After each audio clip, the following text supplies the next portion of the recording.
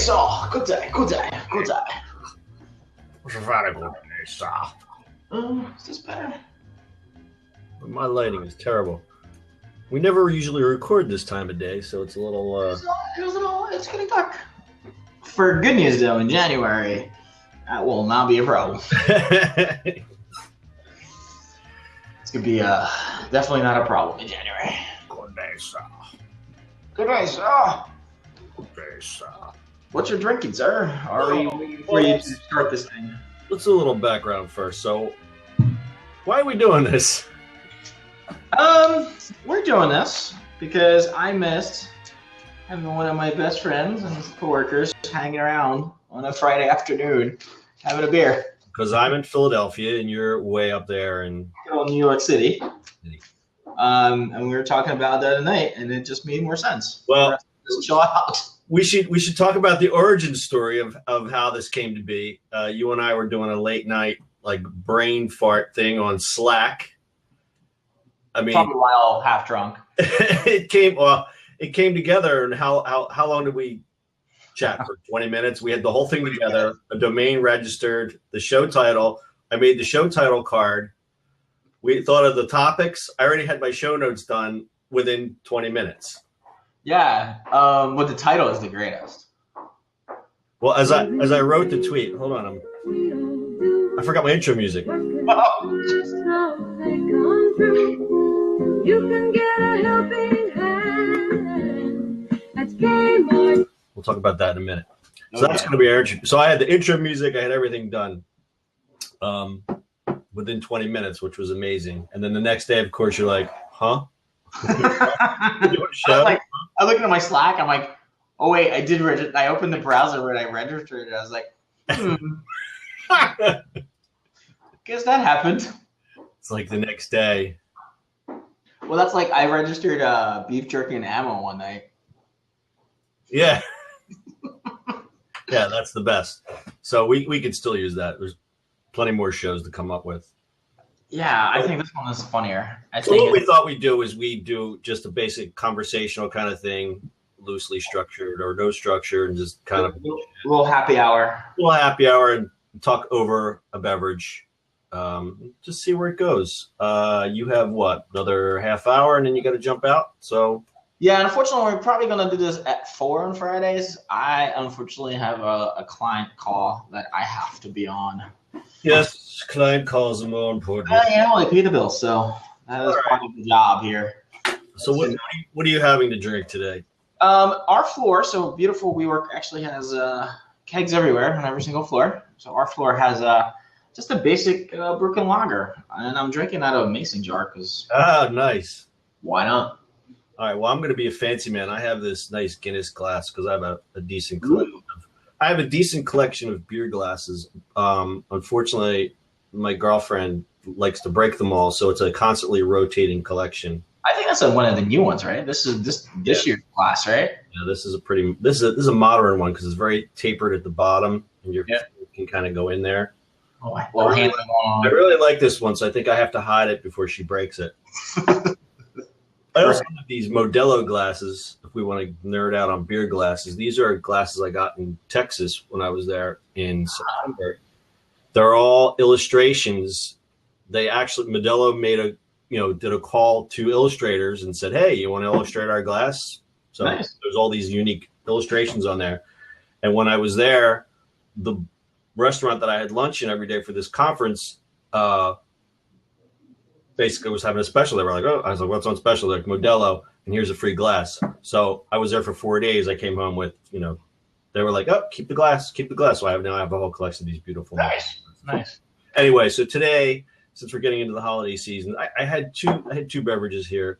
The one caught my eye because I'd never had it before. It's a Lancaster limited release double milk chocolate stout. Because none of those words are bad. Milk, double chocolate milk stout. There's not one bad word on this bottle. Milk stout, chocolate. Brewed with cocoa nibs and natural flavor added. And my backup, in case that's terrible, is Southern Tier 2X. Ooh, 2 Christmas, huh? It's a seasonal beer. If anyone's familiar with Southern Tier, they make probably the best pumpkin beer out there called Pumpkin. So I thought I'd give this a try. It says here, ale brewed with figs, orange peels, and spices. Again, how could this be bad?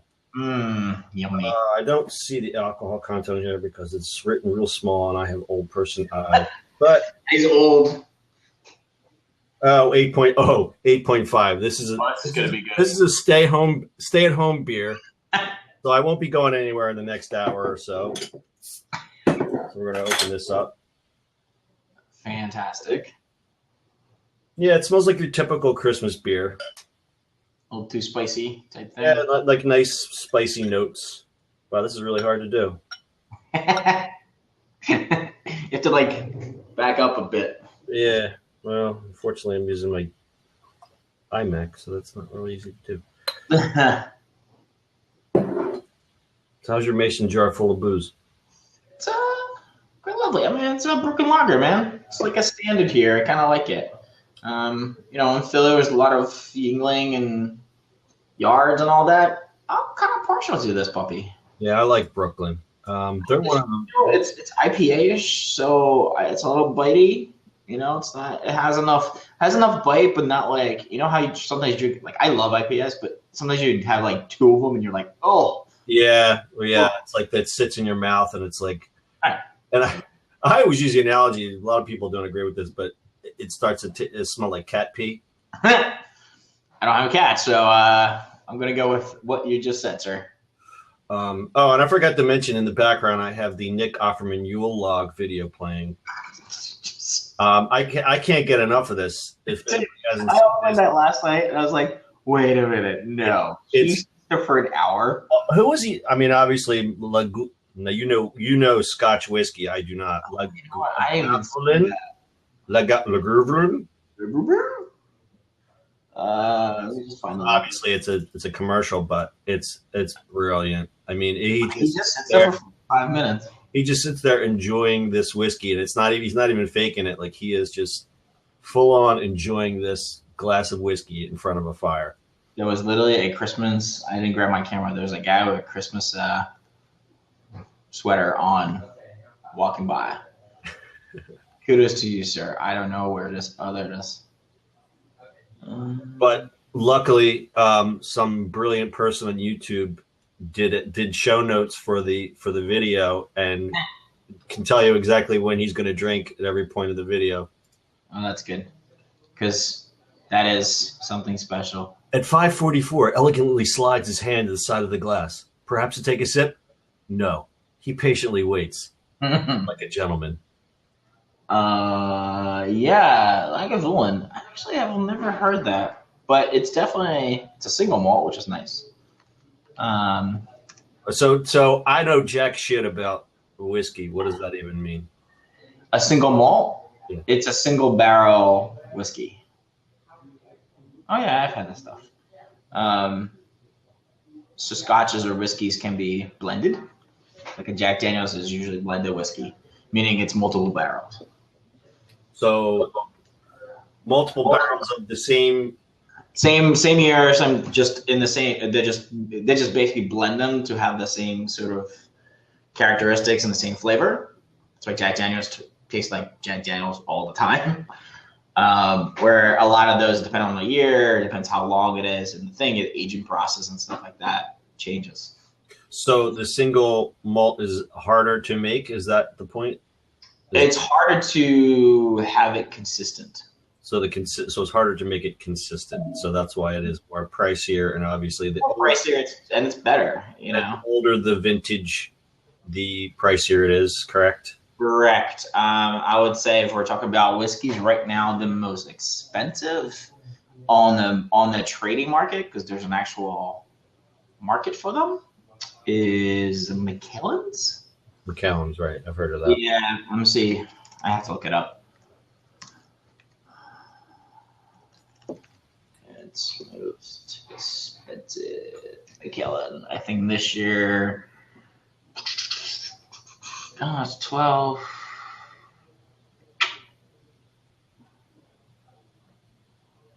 $628,000. What? What? For what? Um, A tanker truck full of it, or what? no, a bottle. How many? How much money? Hold on, I'll tell you in a second. Is that in euros? No. Where are you? This doesn't make for very. That's not the most expensive, but I think the current Stillmore, the Amakazi. Jesus. Can't find the site. Oh, yeah. Special botting of McKinley Distillery Hong Kong auction for $628,000. Get the hell out of here. It's the most, like, shattering the world record for most expensive bottle ever. So who buys that? A Saudi businessman who doesn't drink alcohol? It's just the market. I mean, some people buy it, like, for like, you know, like, dude, it's like the sneakers. You know, it's the same thing. What's cool is that Japanese whiskeys all of a sudden have popped up. I've heard that, and I heard that the quality is very good, though I can't. Quality is amazing. Either way. So the other one that's really expensive is Isabel's Islay, but that really has to do with the bottle. Anything else? 6.2 million. What? Yeah, that's what I just said. But it's white gold bottle covered with 8,500 diamonds. And all right, well that's just plain stupid. So talk about something that's a little more accessible. Like, what is a good? I'm a big McKinley fan. Let's do it this way. What's good? Oh, if you want, it's no houses. particulars. Let's do this. Let's back up. You're buying a bottle of whiskey for your boss, and you have $50 to $75 to spend. I'll go with like Angel's Envy. It depends if you like Scotch. That's the other problem. The way I look at it is something like Angel's Envy, which is not that expensive, is an intro Scotch, and I think it's actually just whiskey. It's not Scotch. They're all whiskeys. Depends where they're produced, what they're made of, all that kind of stuff. Nice bottle. Yeah, and they also make a rye, which is yeah. That's what I'm looking at. Finished rye. Oh, there's two of them. Okay, but the bottle shape is similar. So it is American whiskey. That's a pretty bottle. Oh, I'm sorry. I'm wrong. It's actually bourbon whiskey, which is bourbon, but it's like I said, if you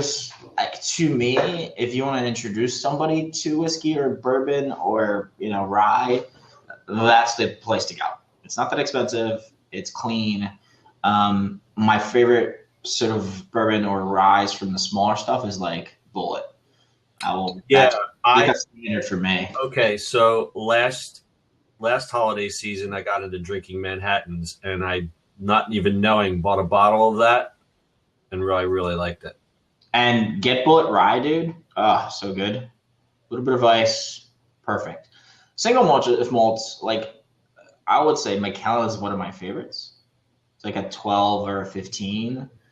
It's good enough. You know, I drink it neat, so I'm kind of particular about those kind of things. Right. I hate peaty whiskeys.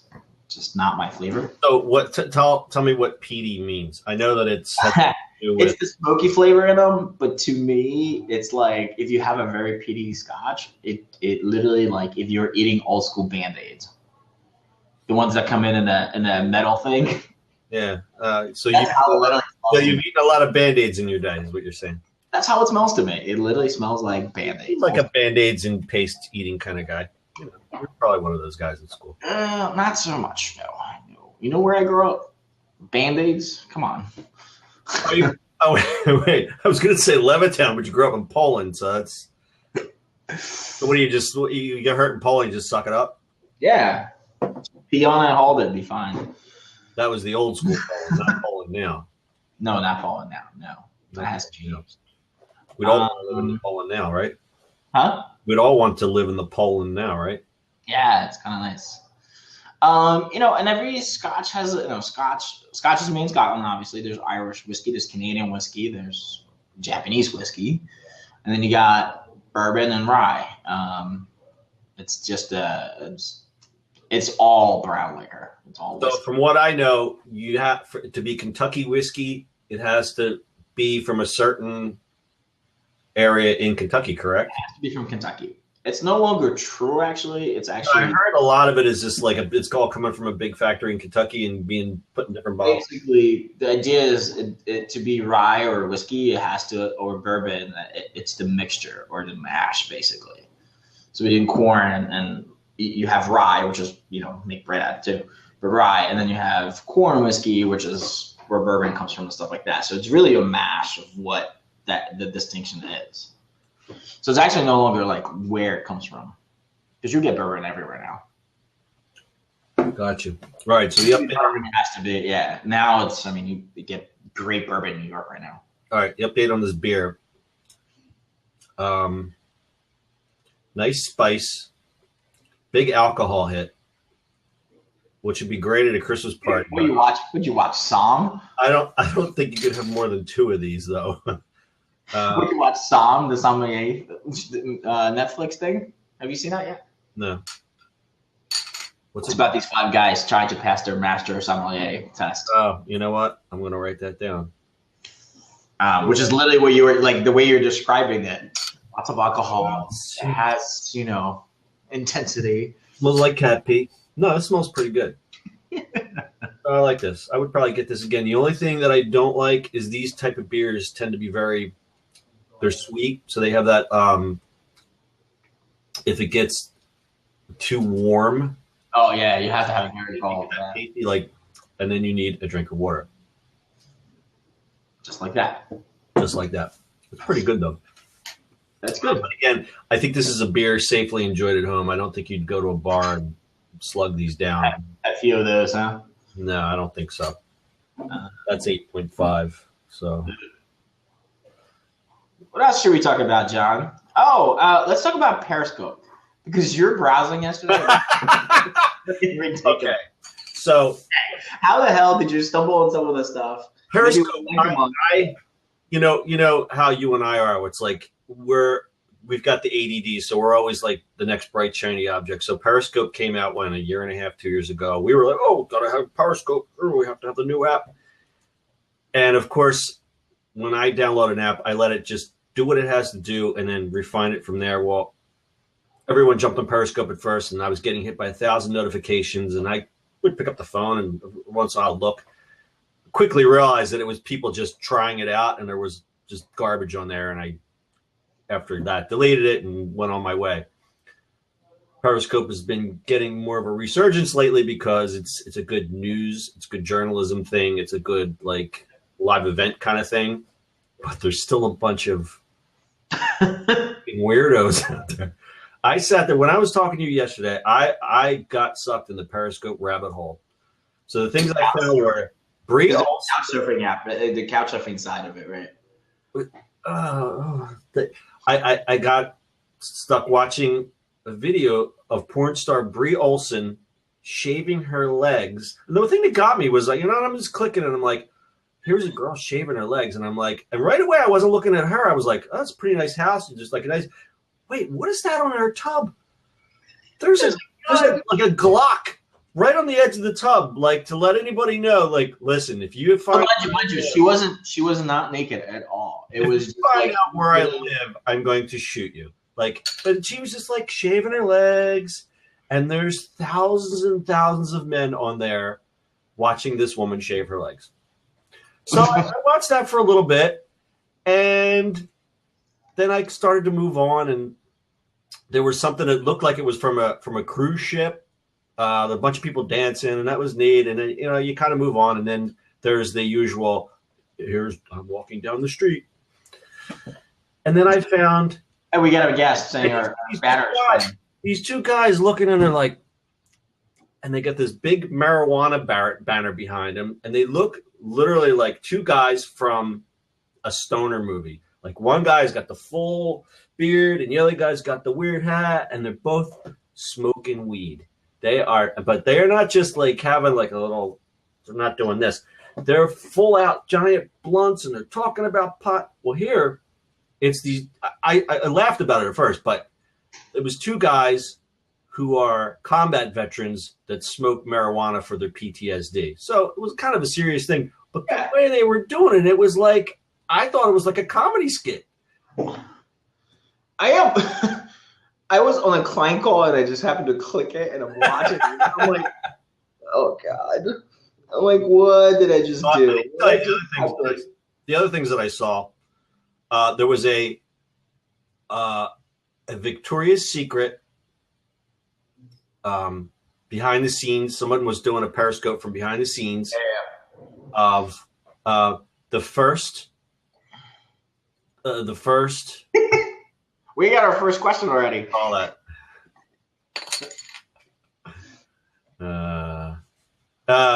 How are people supposed to look like when they smoke weed? Kind of like this. Guys were like, and people were sending questions, and they were like looking at the screen. They were like, "Yeah, what? You can't see it? Oh, here it is, right here." Yeah. But the other thing I saw was it was the first. It was a Victoria's Secret fashion show with the first androgynous model. So it was a woman standing there. I thought it was a guy, but it was in lingerie. I couldn't wrap my head around it and clicked on to the next one. I didn't even share that one with you. Couch surfing the Periscopes. But anyway, so the couch surfing thing reminds me. Remember Chat Roulette? Oh God, yes. It reminds me of the early days of Chat Roulette, where you're just kind of like you're clicking, you're like, ooh, nope, I'm not. Ooh, Nope, he really does not. No, he just clicked over. I did not. That's funny. I kind of like how they Lavish puts this in the question thing. That's kind of cool.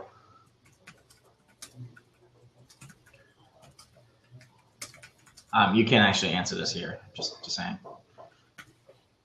As you can tell, he's trying to use it. What else we got? Because that was really funny.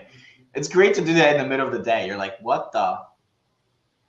So needless to say, I'll be participating a little bit more. What I don't like is you have the social media people who call it scope. I'm scoping, man. Dude, check out my scope.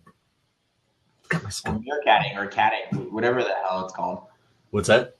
Meerkatting. Meerkat. Yeah, what happened to Meerkat? It's still out. It's still doing what it's doing. I never hear anything about it anymore. Yeah. Oh, God. I think we're going to keep it closed for the moment. So this is our first one. We might have some guests in there at some point. The question was, can I take a seat or is it closed for now? We just thought of this idea. We may have guests. We don't even know what this structure is. We couldn't even come up with a proper title. So, right. But we'd love to talk to you. We have some other show ideas. So if you want to get a hold of us on Twitter, just ping us and let us, remind us who you are. This is literally a show that we actually used to do in a bar without a camera. Us just BSing. Really, it was just a way because Bart and I, have known each other a long time, but unfortunately we work in separate locations and we don't have that, after work chit chat. Yeah, like we used to do. And I need a place to try out my comedy bits. So always here, sir. Always here. All right. What's next? I came up with that topic. Well, so let's talk about like Cheers. That is true. So we were messing around with those KMart tapes. God. You post that link in the message thing. You know what? I got to open this with iTunes. All right, stand by. So, some brilliant man. Some brilliant person preserved. Let's back up. Back in ye olden days, when you used to go into a department store, they would have atmospheric music playing, which is typically known to everyone as Muzak, but a lot of chains would create their own tracks. Basically, it was their form of propaganda that they could put through their sound system to their customers. it would have. What are you laughing at? They would have. I'm not laughing at you. I'm laughing at Brody sneaking into the office, going, "Are you recording?" Yes. And they would have these. They would play these soundtracks to the customers. But the thing is, there was no like, oh, let's just get this through the Wi-Fi. That didn't exist back then. So the stores would actually get shipments of these tapes that their corporate headquarters would produce. And a company like Muzak, people laugh and go, "Oh, Muzak." Muzak was a very large company back in the day, and they would ship these giant 8-track tapes. They basically had a proprietary thing built. It was a giant 8-track tape that they would ship. Bennigan's used to have them Fridays, and they would have these mixes custom made for each store. And the manager would have to go during the day and go, "Oh, it's 4 o'clock. Time to put in the 4 o'clock tape," because the 4 o'clock tape was more upbeat music than the 12 o'clock tape. Right. You have to take that tape and shift it. If you go to, and now fast forward to today, if you go to any Steven Star restaurant, I asked around because Frankfurt Hall, the place we go to, I go in there and their music is always the best. But if you sit there in the afternoon as it gets towards happy hour, the mix starts to change. Change by itself. They hire a company to do that. Obviously, it's a lot easier now. They just stream it. They just say, "Oh, click on this link."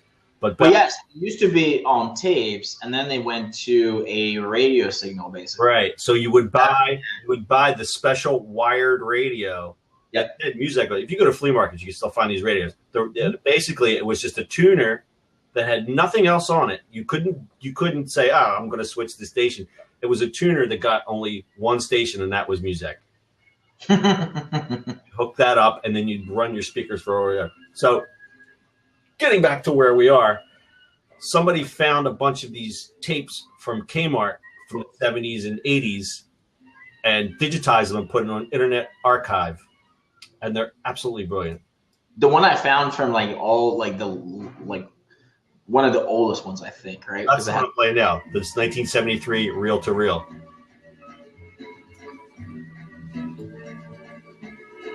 You just can't fast forward it because it's like I just can't imagine shopping to this. This is my childhood. Damn. You're gonna put this in your headphones. You go to Kmart and shop. Yeah. Yeah, right. I can do that now. That would be, or in a mall. What you listen to? Kmart song. Wow, listen to this.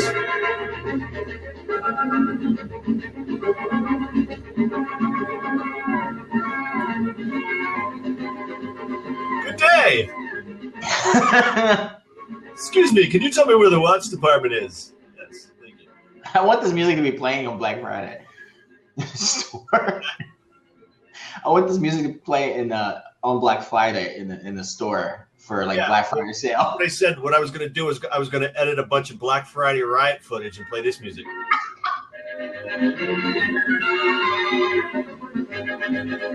Just this right here. I'm still going to do that. And make it grainy. That'd be awesome. All right. 2X Christmas is finished.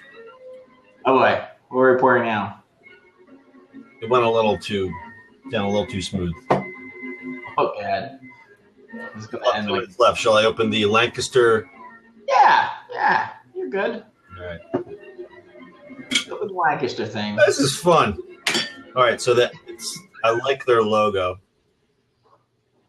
Oh, that's cool. Little retro style logo there. You're already missing the camera. I'm not familiar with their product, so this is all new to me. Let's see what happens. I don't have a clean glass, so we're gonna have a little. I'll put a little water in it, you know. Yeah, well, I don't have a sink in my office. I'm not fancy man. You have water next to you. That's all right. Water. It's all going to the same place. All right, so again, the Lancaster Double Chocolate Milk Stout. Looks like there's a cow with chocolate on them, which is completely disgusting if you ask me, but... A chocolate cow? Chocolate cow. What do you think about chocolate cows? 6.8% alcohol by volume. That's like cows that give chocolate milk. That's his answer. Kind of looks like a Guinness, your typical chocolate porter look. Yeah, John is drinking a double chocolate milk stout. Double chocolate milk stout. Nice chocolate. Kids are getting feisty in here, man. The kids around here are getting feisty. Oh, this is nuts. Chocolate cow, and it shows a picture of a bull. I don't think that's quite how it works. It's probably like bull. Strong like bull. All right, let's find the topic since we're drinking beer.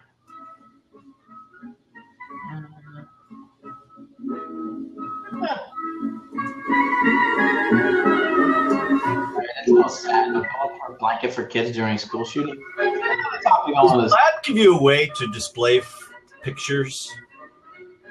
I don't know. I took a screenshot. I was smart enough to do a screenshot of. I send this to you. I don't think you can. And it's a shame.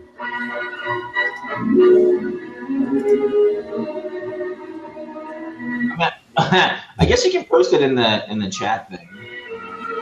Can you? Yeah. I see commands, but I don't see photos. Well, that's Oh well. oh. Leaving legs and the ammo. Anyway, Love this music. you are really, really loving that. I may use this every week, Bart. It's kind of like it's a very soothing kind of, end of the work day, just kind of driving along in your Cadillac, smoking.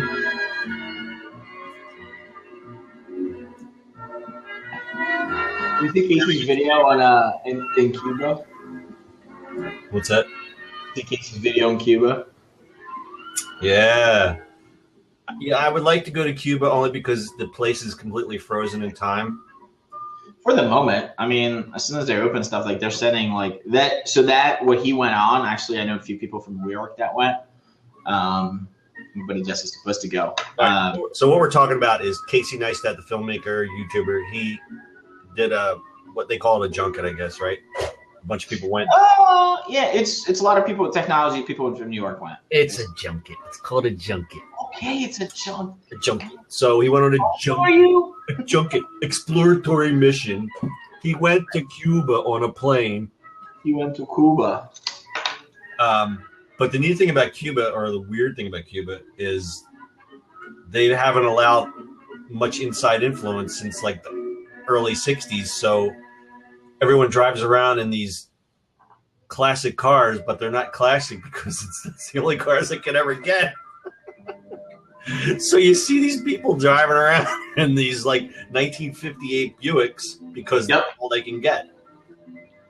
It's quite actually it's a scene. Like there's no payphones, there's no cell signal, like nobody's on the phone, and there's no. Yeah, he's like, did you notice there's no one talking in their cell phones? And his wife's like, it's amazing. There's no billboards. Like no advertising. Advertising at all. I wouldn't mind living in a place like that.